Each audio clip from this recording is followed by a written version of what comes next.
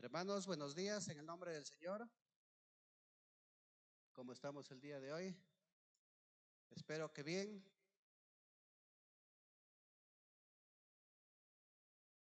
Pero vamos probando la tecnología.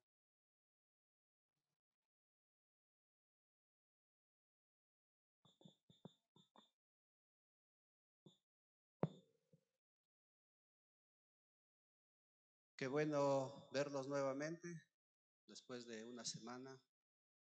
El día de hoy vamos a continuar con el estudio del libro de Hechos de los Apóstoles. Recordemos que la semana pasada tuvimos una pequeña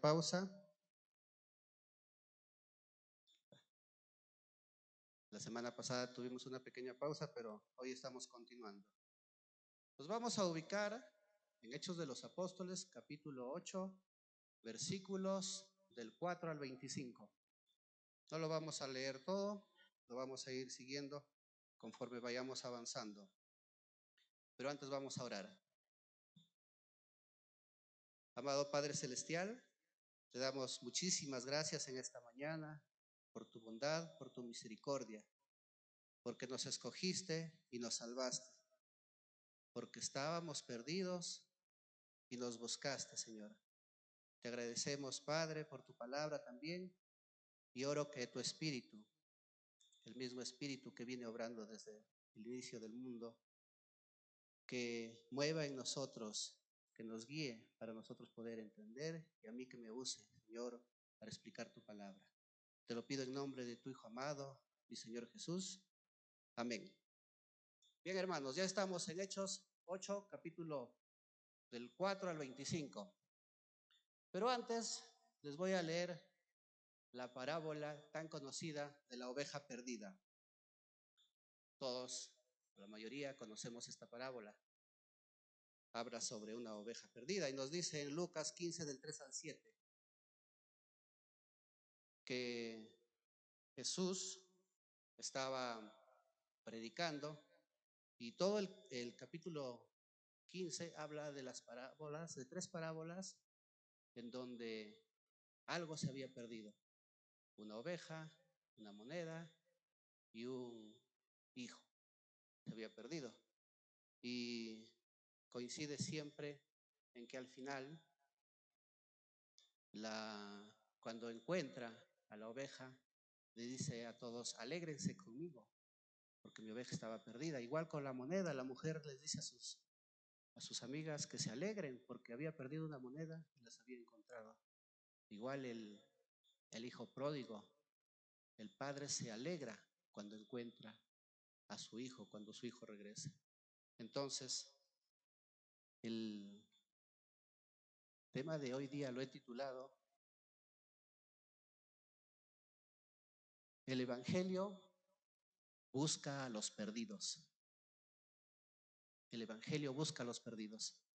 Y eso éramos nosotros, hermanos. Estábamos perdidos antes de que nos encuentre el Señor. Vamos a entrar en contexto.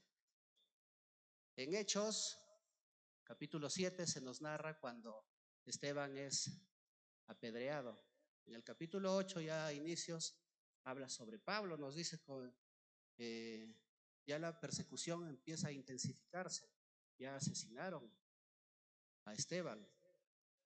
Y Saulo dice en el versículo 3 del capítulo 8, asolaba la iglesia, entrando de casa en casa y arrastrando a hombres y mujeres, los entregaba en la cárcel.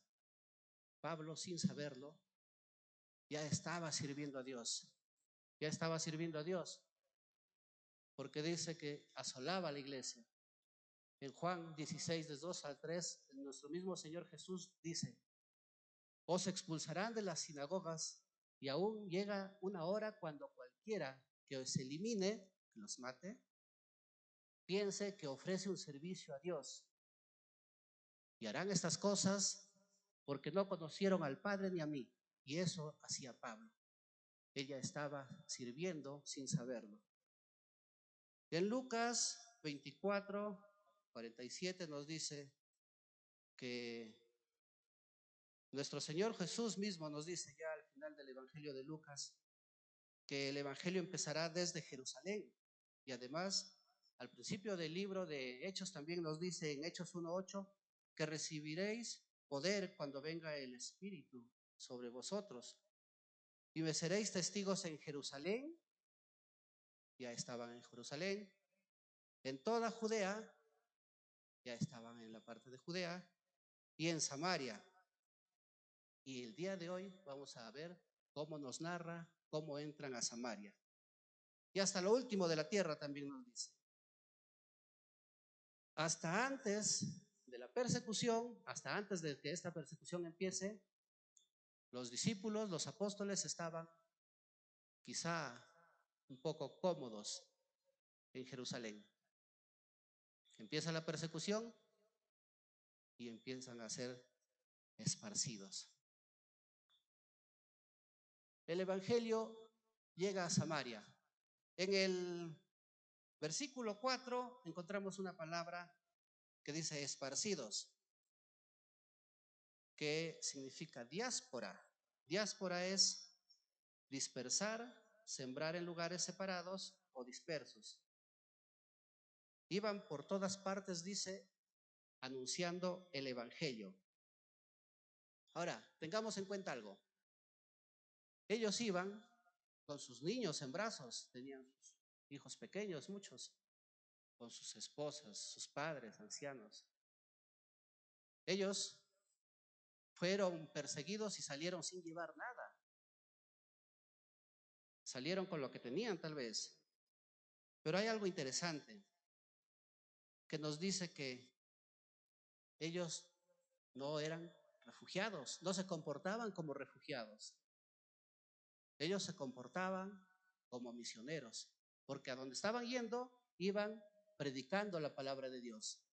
Iban predicando la palabra de Dios. Entonces, no eran unos refugiados, tal vez ni exiliados. Ellos se convirtieron en misioneros. Iban predicando la palabra de Dios. En el versículo 5 nos habla de Felipe, pero no del apóstol. Nos habla del discípulo, del que fue nombrado diácono. ¿Recuerdan capítulos atrás? De diácono. Nos habla de él. Porque también recordemos en Hechos 1, lo que estudiamos la semana antepasada, dice que los apóstoles se quedaron en Jerusalén. El resto salieron. Entonces estamos hablando de Felipe, el diácono. ¿Ya? Vamos a ver más adelante en Hechos 21:8 que Felipe se queda ya en Cesarea, se establece ahí, tiene su esposa, tiene sus hijos. Eso lo vamos a ver ya más adelante en el 21:8 de Hechos. Entonces, estamos hablando de Felipe. Ahora vamos a hablar de Samaria. Ahí les he puesto un pequeño mapa para que entiendan qué era Samaria. Esta parte de aquí es Samaria. La parte de arriba es Galilea con Nazaret. Y la parte de abajo es Judea, Jerusalén. Toda esta parte. De aquí salieron y se dirigieron hacia Samaria.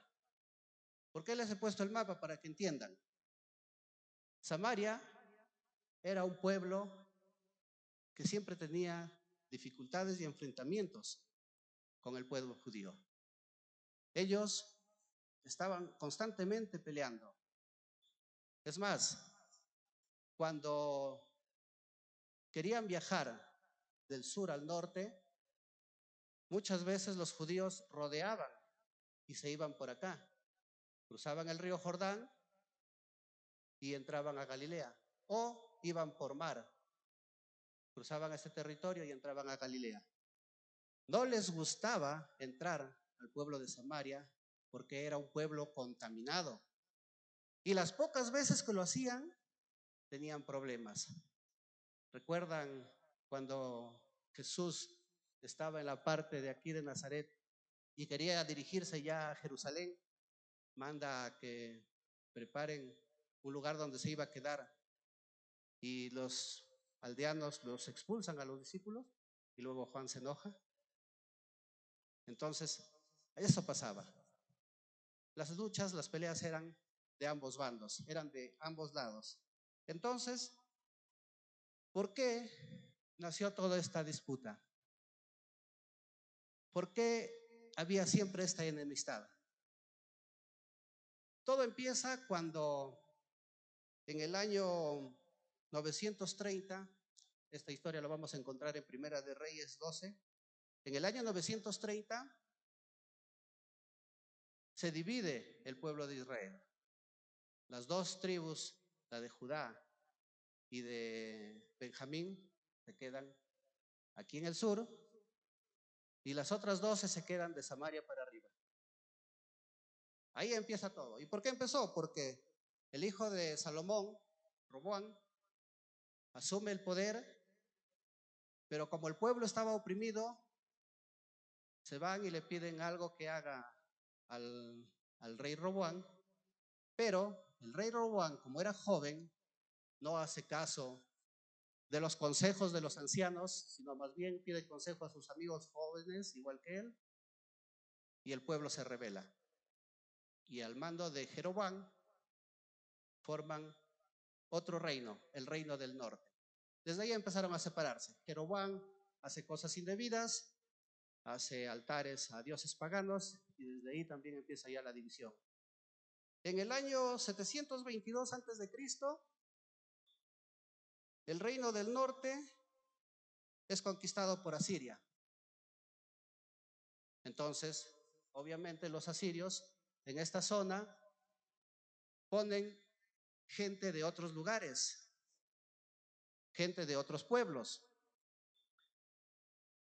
Esta gente de otros pueblos, gente pagana les llamaban, traen sus dioses paganos y se mezclan. Entonces, esta zona de Nazaret, de todo lo que es la parte de los israelitas, ya se contamina. Ahí empieza ya más fuerte la lucha entre Judea y Samaria. Luego también vemos que en el año 597 aproximadamente, el reino del sur también es conquistado. Ellos se fueron a Babilonia, pero no se contaminaron. Cuando regresaron después del exilio a esta parte, seguían con el único Dios, no habían adoptado dioses falsos, no habían hecho altares. Entonces, digamos de una u otra forma que la religión judía continuaba firme, mas no lo pasó con esta parte de Samaria. Desde ahí empezó todo. Luego, hay otros problemas también. Los samaritanos solo reconocían de la Biblia en el Antiguo Testamento el Pentateuco. Los profetas y los otros libros de sabiduría no lo reconocían. Ellos no lo consideraban, entonces esa era otra de las dificultades. Cuando se establecieron ya los samaritanos aquí, hicieron un templo alterno al templo de Jerusalén. Hicieron un templo en el monte Gerizim. Entonces, los samaritanos adoraban aquí y los judíos adoraban acá. Tenían dos lugares para adorar.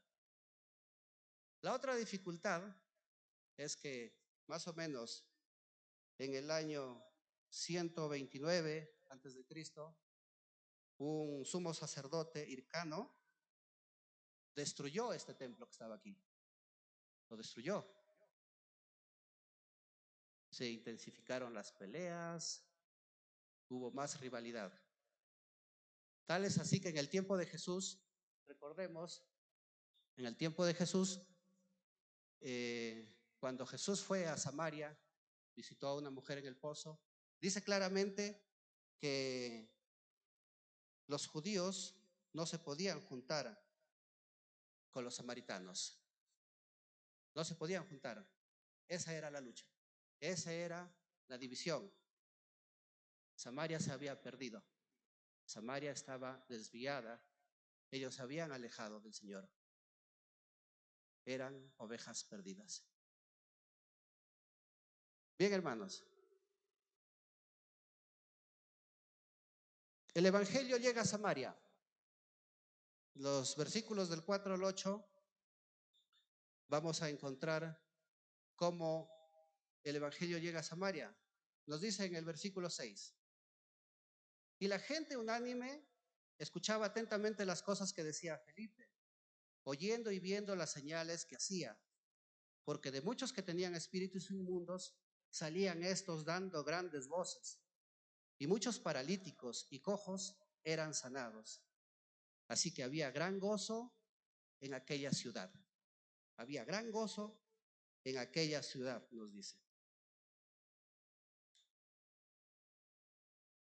Este gozo solo lo puede dar la palabra de Dios. Ellos estaban siendo beneficiados por el Evangelio, pero también estaban recibiendo los beneficios de este hombre, de Felipe, que daba también, al igual que el otro diácono que fue asesinado, que Esteban, también tenía grandes señales, era un hombre de Dios, hacía señales, milagros. Vamos entonces a ver el cumplimiento de la profecía en Ezequiel 37 del 19 al 22. ¿Qué nos dice esa profecía? En este tiempo que Ezequiel escribió estos versículos, es cuando todavía estaban separados. Y dice, en donde Dios iba a tomar la casa del norte y la casa del sur y las haría una sola. Aquí es donde se está cumpliendo ya. ¿Por qué? Porque se están juntando. El pueblo de Dios está dejando atrás las divisiones. Entonces, hermanos, qué bueno, ¿no? Qué bonito todo hasta aquí. Qué bueno ver cómo el pueblo de Samaria, que antes detestaba a los judíos, ahora se está juntando con judíos. El pueblo ya ha recibido a los judíos, ha recibido la palabra de Dios, ha confiado y ha creído en nuestro Señor Jesús. Vamos a saltarnos la historia. Del versículo 8 nos vamos a pasar al versículo 14. Vamos a dejar a Judas el mago para dentro de un rato.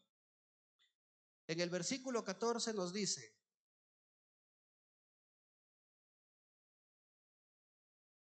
cuando los apóstoles que estaban en Jerusalén oyeron que Samaria había recibido la palabra de Dios, enviaron allá a Pedro y a Juan. ¿Y por qué los enviaron? Para que los visiten, para que vean cómo está la iglesia, para que vean si están cumpliendo la palabra de Dios, la cabalidad. ¿Para qué fueron?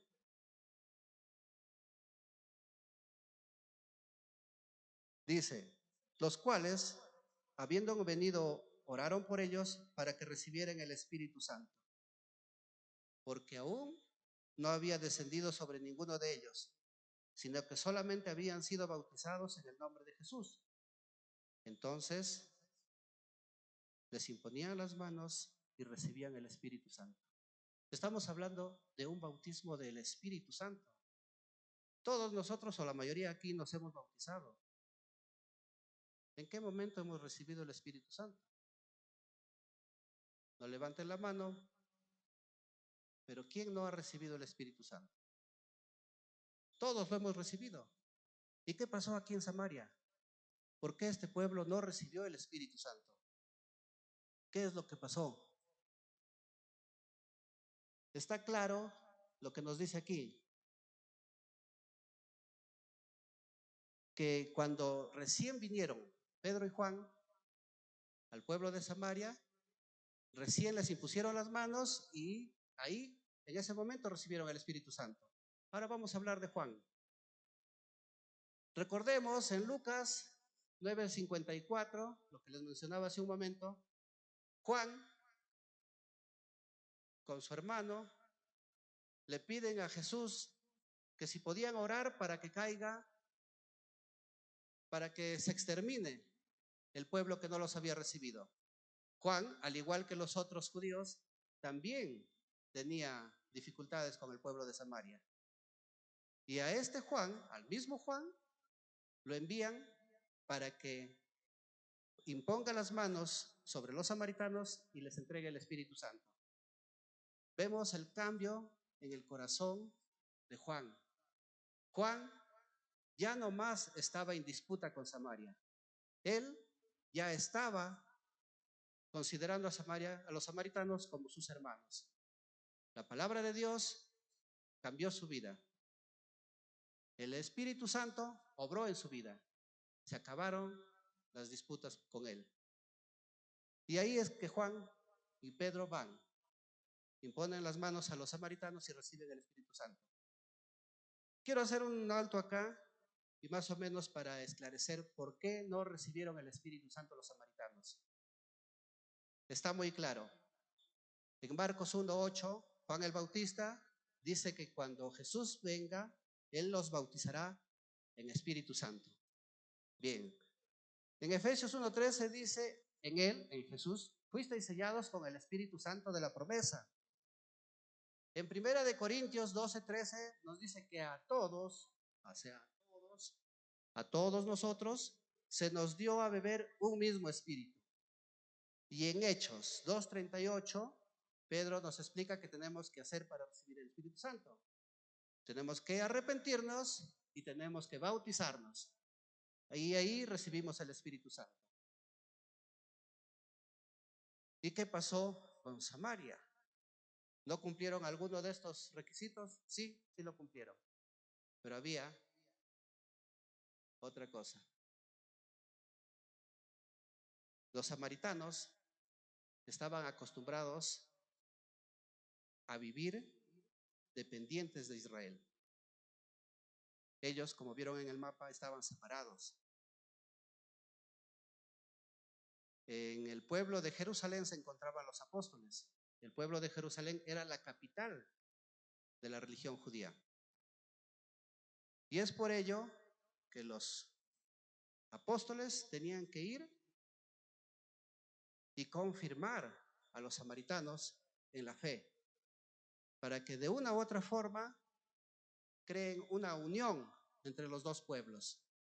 Es por eso, hermanos, que el bautismo del Espíritu Santo no se les dio a ellos en ese momento. Es por ello que tuvieron que esperar a que los apóstoles vayan. Si ustedes ahora escuchan a alguien, algún cristiano, entre comillas, que diga que no hemos sido bautizados en el Espíritu Santo, debemos decir es mentira. Nosotros sí hemos sido bautizados en el Espíritu Santo. Y si sacan este versículo de Hechos y les dicen que no, porque tienen que imponerle las manos para que reciban el Espíritu Santo, no. Esto es solamente en esta oportunidad y por este motivo que les acabo de comentar. Los samaritanos tenían que unirse. Había el riesgo también de que si los samaritanos recibían el Espíritu Santo, puedan seguir separados de los judíos. Había ese riesgo. Es por eso que esperaron a que vayan de Jerusalén a imponerle las manos. Ahora sí, vamos a regresarnos al versículo 9. Simón el mago.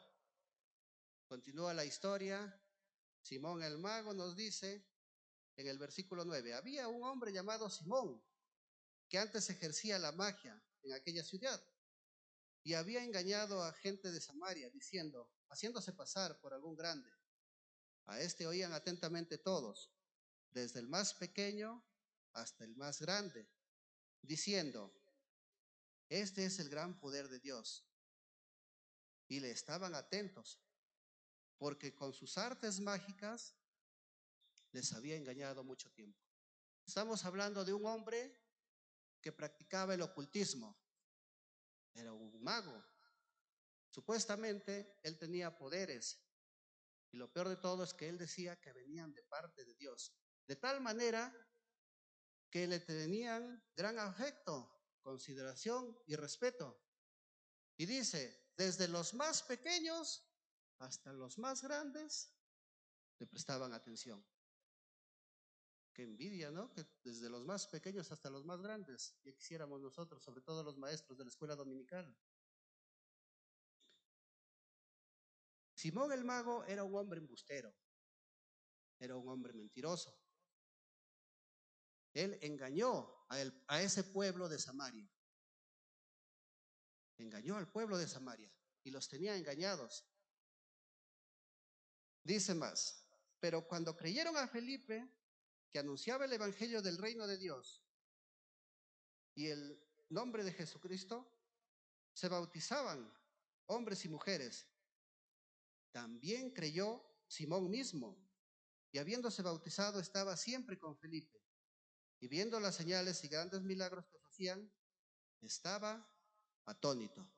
El que sorprendía a todo el pueblo había quedado sorprendido al ver las grandes señales que hacía Felipe. Entonces, vemos, hermanos, el poder de Dios manifestado por medio de Felipe asombraba al mismo Simón, a este hombre que todas se las sabía. También lo asombraba. Es importante, hermanos, ver que acá había otro problema. Samaria creía en el ocultismo, practicaba el ocultismo, a pesar de ser cristianos. Y vemos que eso no sucede, bien o mal, no sucedía en Jerusalén, en el templo. Sucedían otras cosas, claro, pero no esto, ¿no? Entonces, esa era otra de las razones por las que los samaritanos y los judíos no se llevaban bien. Saltamos al versículo 18.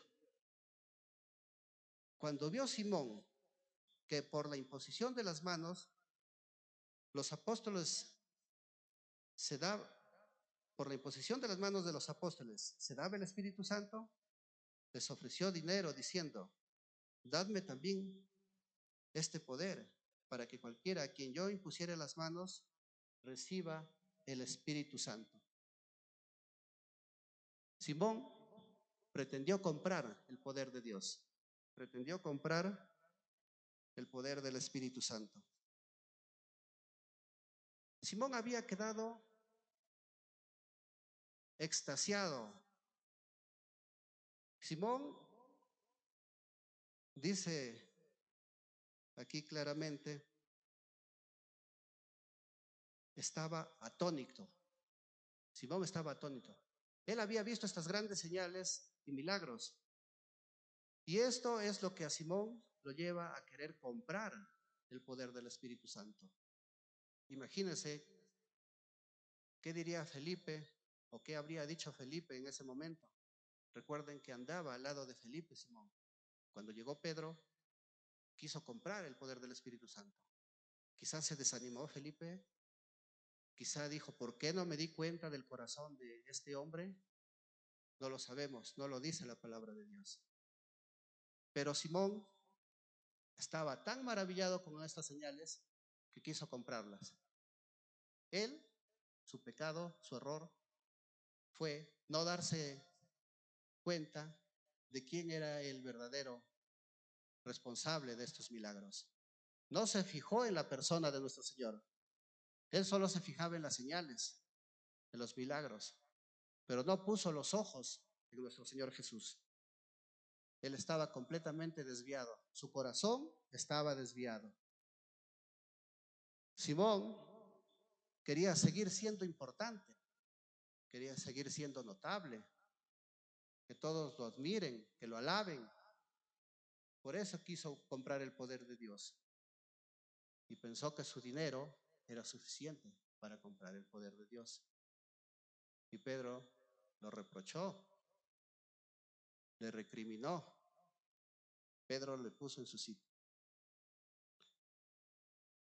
El versículo 20 nos dice, entonces Pedro le dijo, tu dinero perezca contigo, porque has pensado que el don de Dios se obtiene con dinero. No tienes tu parte ni suerte en este asunto, porque tu corazón no es recto delante de Dios. Arrepiéntete, pues, de esta tu maldad, y ruega a Dios, si quizás te sea perdonado, el pensamiento de tu corazón. porque en hiel de amargura y en prisión de maldad veo que estás. Simón no se queda callado. Simón le responde en el 24. Respondiendo entonces Simón dijo, rogad vosotros por mí al Señor, para que nada de esto que habéis dicho venga sobre mí. Hermanos, el Evangelio nos busca. El Evangelio busca lo perdido. Simón era un hombre perdido, con gran poder, según el pueblo de Samaria, pero él no centró los ojos en nuestro Señor. Lo tenía ahí, tenía a los discípulos que le estaban enseñando. Andaba al lado de Felipe, pero su corazón no estaba con Dios. Su corazón seguía en el pasado, en los tiempos en los que era alabado, en los tiempos en los que él le daban todo, la atención incluso. Él se había quedado en esos tiempos. No había dejado atrás eso. Y es por eso que quería seguir en esa situación y es por eso que quiere comprar el poder de Dios. Simón quizás se arrepintió, quizá no, no lo sabemos. Por eso que he extraído dos pedazos de dos comentaristas donde nos dicen, Simón lo que pide no es que el pensamiento de su malvado corazón le pudiera ser perdonado, sino solo que fueran desviados de él los males que le amenazaban. Este comentarista nos dice que Simón no se arrepintió. Lo que él quería era que Pedro y los demás oren por él para que no le caigan estos males. O sea, él temía por su integridad. Y otro comentarista nos dice, la reacción de Simón ante la acusación de Pedro indica que se ha arrepentido. Su súplica a Pedro para que ore por él se entiende mejor como una muestra de remordimiento. El hecho de que él mismo no ore puede indicar que se ha dado cuenta de que su antigua forma de manejar el poder sobrenatural ya no es adecuada. Y teme que le diga al Señor, teme lo que diga al Señor y vuelva a ser manipulado. Por lo tanto, le pide a Pedro que interceda por él. En este comentario nos dice que sí fue perdonado porque se arrepintió. Cada uno de nosotros, hermanos, va a sacar sus conclusiones si Simón fue perdonado o no. Mi posición, hay que ser misericordiosos, así como ha sido misericordioso el Señor con nosotros, es que sí, sí se arrepintió y sí fue perdonado. Cada uno de nosotros saque su propia conclusión. Este era Simón, el mago. Terminado esto, en el versículo 5 nos dice que se volvieron a Jerusalén. ¿Quiénes se volvieron? Los discípulos, los apóstoles, ¿verdad? Pedro y Juan. Y en muchas poblaciones de los samaritanos anunciaron el Evangelio. Esta obra, recordemos, empezó con nuestro Señor Jesús, cuando conversa con la mujer en el pozo y vienen todas las personas allegados a ella, a las que ella había llamado, y escuchan a nuestro Señor Jesús. Los discípulos solo continúan la obra por medio de la palabra. Entonces, ya vemos cómo de regreso nuevamente a Jerusalén, pasando por las aldeas de Samaria, continúan con el evangelismo, continúan evangelizando. ¿Y por qué hicieron eso? Porque el evangelio busca a los perdidos. El evangelio nos buscó a nosotros, nos encontró y por eso que estamos aquí. Bien, hermanos, para ya terminar, Vamos a ver algunas aplicaciones a la luz de estos versículos. Nadie puede oponerse a Dios y a su evangelio. Por ello no debemos tener el avance de las agendas globales anticristianas. Vemos el ataque de Satanás a la iglesia desde el principio. El ataque de Satanás se hizo desde cuando estaba Jesús. Intentó tentarlo. Luego lo crucificaron a nuestro Señor. Empezaron a matar a los creyentes. Y a lo largo de la historia vamos a encontrar muchas más en donde el ataque a la iglesia es fuerte. Pero nada de eso puede, hermanos. Nada de eso puede ni podrá. Nosotros no debemos tener el ataque del enemigo. Lo que debemos sí es orar para que esto no avance. El evangelio rompe barreras geográficas y también los prejuicios. Imagínense, nosotros no tenemos ninguna rivalidad con un pueblo vecino. Si las tuviéramos, tendríamos que aplicar esto. El evangelio rompe barreras geográficas y también prejuicios. El evangelio es más grande que nuestras divisiones, más fuerte que nuestro pecado. Deja los rencores de lado. Si bien es cierto, no tenemos rencores con otros pueblos, pero sí podemos tener rencores con un vecino, con un amigo, con un familiar. Podemos tener esa clase de rencores que nos alejan. Y quizá esa persona necesita del evangelio. Quizá esa persona necesita conocer a Dios. Y nosotros, por nuestro rencor, no nos acercamos, no le conversamos de Dios. No le acercamos a Jesucristo.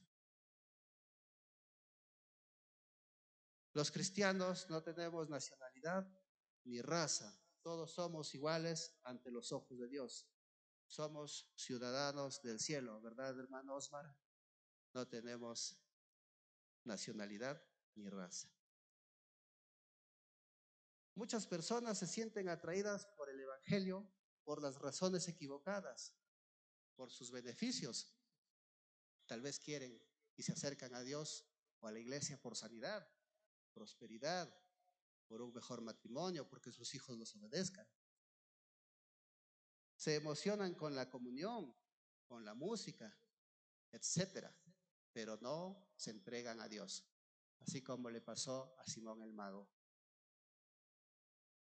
El evangelio es Cristo y Cristo es lo más importante. No porque nos concede todo lo que deseamos, sino porque Él es lo único que necesitamos. No hay más, hermanos. Es lo único que necesitamos. Y por último, no te desanimes por los que rechazan tu predicación. No te desanimes por los que trajiste a la iglesia y ya apostataron de la fe y se fueron. Muchas veces nosotros podemos estar conversando, hablando, diciendo, explicando a muchas personas. Quizá vinieron un día, quizá vinieron dos y se fueron. Pero eso que no nos desanime. Nosotros tenemos que seguir adelante. Tenemos que seguir predicando a Cristo. El mundo necesita ser salvado. El mundo necesita la salvación. ¿Se imaginan si se hubiera desanimado Felipe por lo que pasó con Simón el Mago? ¿Se imaginan si Pedro y Juan hubieran regresado enojados? No, hermanos, que eso no nos desanime. Sigamos predicando. Nosotros no convencemos. El que convence es el Espíritu. Nosotros lo único que tenemos que hacer es hablar de Dios, hablar la palabra. Amén, hermanos. Eso es todo el resumen de lo que tenía que estudiar el día de hoy. Vamos a orar para terminar. Padre, te damos muchísimas gracias, Señor, por tu palabra. Gracias, mi Dios, porque está claro todo lo que tú nos enseñas y lo que quieres para nosotros. Oramos, Padre, que todas estas cosas que hemos visto calen en nuestro corazón, que nos ayuden a ser mejores cristianos, que nos ayuden a no temer evangelizar, que nos ayuden también al Señor a no estar atento a las señales, sino a ti, que eres el dueño de todo. Padre bendito, cuídanos y guíanos en todo momento. Te lo pido en nombre de tu Hijo amado, mi Señor Jesús. Amén.